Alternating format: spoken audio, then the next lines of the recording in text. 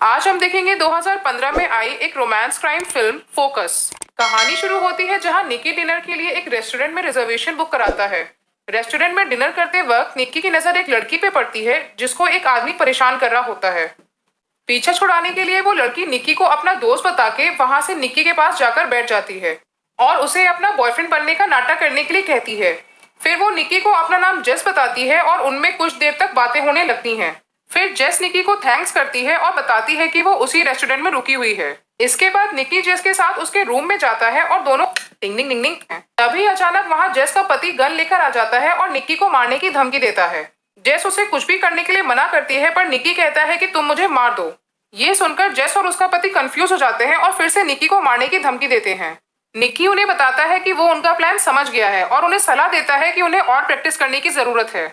जेस चौंक जाती है और पूछती है कि तुमको हमारे प्लान के बारे में कैसे पता चला, और निकी बताता है कि उसने जेस को निकी का पर्स चोरी करते देख लिया था और इससे वो समझ गया था कि जेस एक चोर है। इसके बाद निकी जेस का पीछा करता है और उसे हमेशा फोकस रखने के लिए कहता है और फिर उससे कॉफी पे चलने के लिए पूछता है।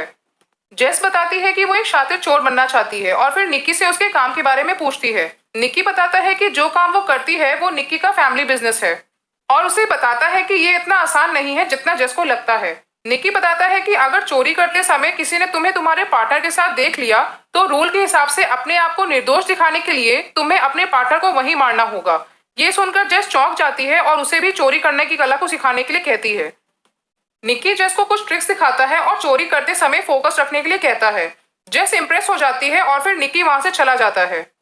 जेस निकी का पीछा करते हुए दूसरे शहर तक पहुंच जाती है और अपने साथ काम पे रखने के लिए मना लेती है।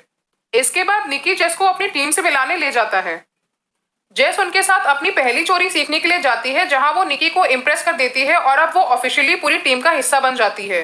इन्हीं सब के बीच निकी को जैसे प्यार होने लगता है, पर निकी को अपने पिता की दी हुई सीख याद आती है जिसमें वो कहते हैं कि अपनी कलीग से टिंग टिंग टिंग नहीं करना चाहिए। फिर निकी और जेस अपने चुराए हुए सामानों को देखते हैं जिसमें से जेस को एक नेकलेस पसंद आता है और वो निकी से उसे लेने के बारे में पूछती है, पर निकी मना कर देता है और फिर जेस घर चली जाती है। उसी रात निकी जेस से मिलने उसके होटल जाता है और दोनों टिंग टिंग टिंग टिंग हो जाते हैं। अगले दिन निकी जेस को लेकर एक बड़े फुटबॉल मैच में जाता है जहां वो बोर होकर वहां बैठे लोगों पे बेट लगाने लगते हैं। तभी पीछे से एक आदमी जो अपना नाम लियोन बताता है उनके साथ खेलने की मांग करता है। धीरे धीरे निकी लियोन से बड़े बेट्स लगाता है पर वो सारा कमाया हुआ पैसा बेट में हार जाता है। सारा पैसा वापस जीतने के लिए निकी लियोन से एक आखिरी बेट लगाने के लिए कहता है जिसमें वो लियोन को स्टेडियम में बैठे किसी भी आदमी को चुनने के लिए कहता है और जिसका टी शर्ट का नंबर जेस गेस करेगी।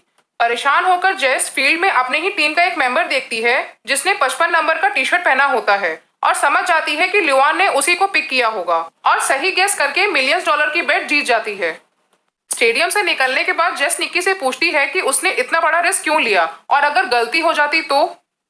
निकी जेस को समझाता है कि उसने स्टार्टिंग से ही लियोन को अपने जाल में फंसाने का प्लान करके रखा था, जिसमें निकी ने लियोन के आसपास 55 नंबर के कुछ सीन्स बनाए जिससे वो नंबर उसके दिमाग में बैठ गया और फाइनली अपने लास्ट बेट में अपने टीम के मेंबर की हेल्प से लियोन को 55 नंबर चुनने पे मजबूर किया। ये सुनकर जेस निकी को जीनियस कहती है और किस करती है, पर निकी ड्राइवर को एयरपोर्ट जाकर जेस को छोड़ने के लिए कहता है और खुद दूसरी कार में बैठकर वहां से चला जाता है। जेस निकी का ये बिहेवियर समझ नहीं पाती है और रोने लगती है। 3 साल बाद निकी एक अमीर आदमी के लिए काम करता है जिसका नाम रेफेल होता है। रेफेल एक मोटर स्पोर्ट टीम का ओनर होता है और अपने अपोनेंट इवान को गेम में हराना चाहता है।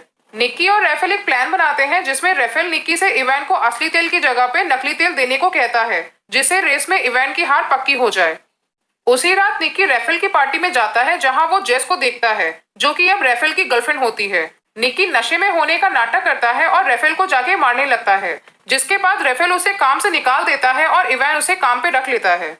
फिर निकी जेस को वापस आने के लिए मना लेता है। ओवेन जो कि रेफेल के सिक्योरिटी गार्ड का हेड होता है कुछ अजीब बिहेव करता है और निकी को जेस के साथ पकड़ना चाहता है पर नहीं पकड़ पाता है।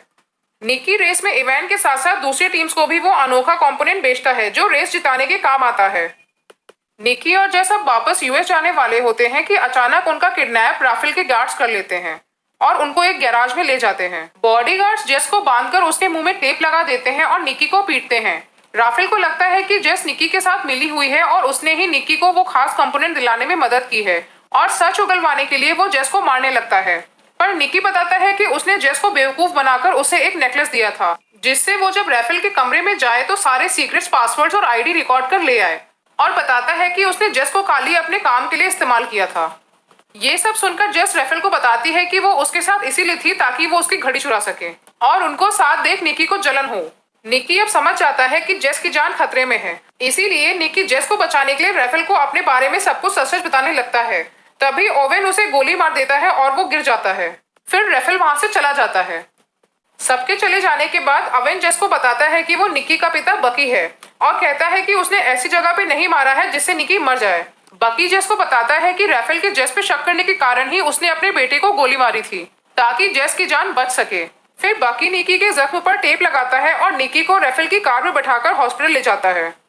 बकी रास्ते में निकी को बताता है कि उसने निकी को बचपन में सड़क पर क्यों छोड़ दिया था। बकी बताता है कि उसके कारण उसके बेटे की जान खतरे में थी, और अपनी बेटी की जान बचाने के लिए ही उसकी जिंदगी में वापस नहीं आया था। और फिर बकी उनको हॉस्पिटल के पास छोड़ के चला जाता है। निकी देखता है कि जेस ने रैफेल की घड़ी चोरी करके अपने हाथों में पहनी होती है, और ये देख वो हंसने लगता है, और इसी के साथ कहानी समाप्त हो जाती है। दोस्तों, अगर आपको मेरा ये एक्सप्लेनेशन पसंद आया हो तो प्लीज मेरे चैनल को सब्सक्राइब करें, इस वीडियो को लाइक करें और शेयर करना ना भूलें। मिलते हैं आपसे